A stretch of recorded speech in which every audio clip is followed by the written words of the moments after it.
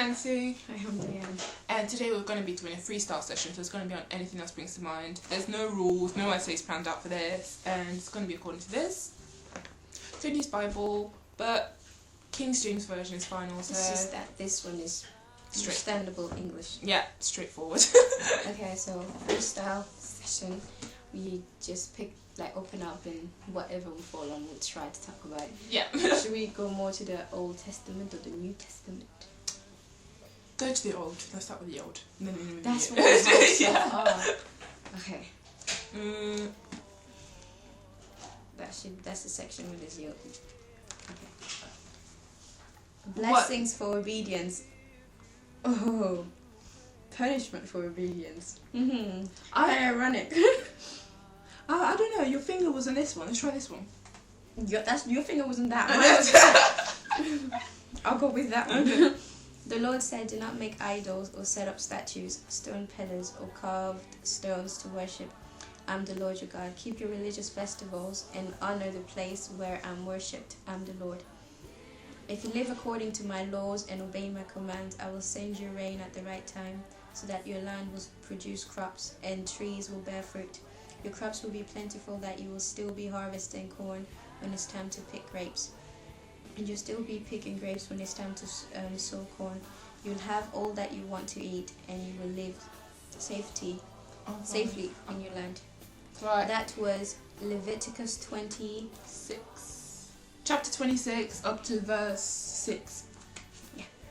That little paragraph there. So this is to do with the blessings for obedience. God is basically saying, if you obey his commands and his laws that he put there, he's going to bless everything you do. It reminds me of Joseph. Joseph did everything that God wanted him to do, and the Bible says that everything Joseph touched, God blessed it. So when he became the governor of Egypt, just the fact that he was the governor of Egypt, God blessed everything he did, so they were more prosperous than before. Yeah. It also links in the commandment which says, "Do not worship other idols."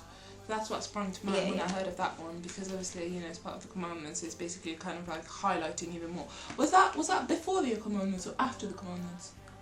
Leviticus, that was after the commandments. So basically that's God highlighting and saying that, not just because obviously when he gave the commandments, people thought at the time, because it was given to Gentiles, they thought it was so harsh. So the fact that he's gone into deep, saying actually if you do this you will get this, it's not just me being a harsh God and saying don't do this, don't do that. It's actually saying so I can bless you even more.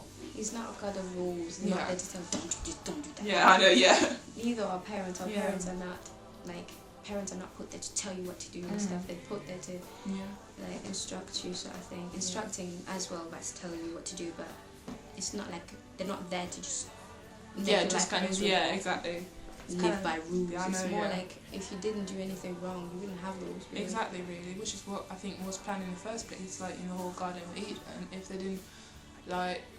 they didn't sit and then they wouldn't have rules. They wouldn't even go to the stage where they have been given commandments, because it was just expected for them to just be good people and act and follow God's will. That's why the only command that God said was do not eat the fruit from that tree, and that was the only command.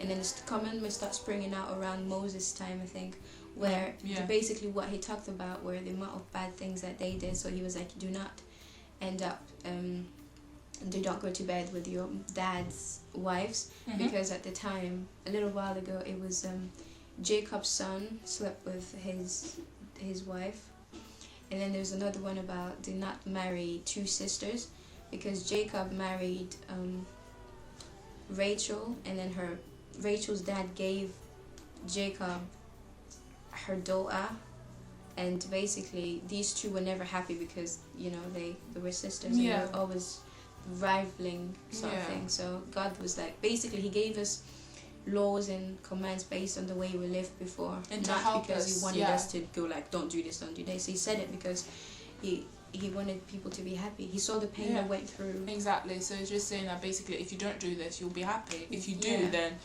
the consequences that you reap from it will basically be unhappy consequences. So. And it's not if you do that I will do this. It's more if you do that, that's what's going to happen. I'm just telling you sort of thing.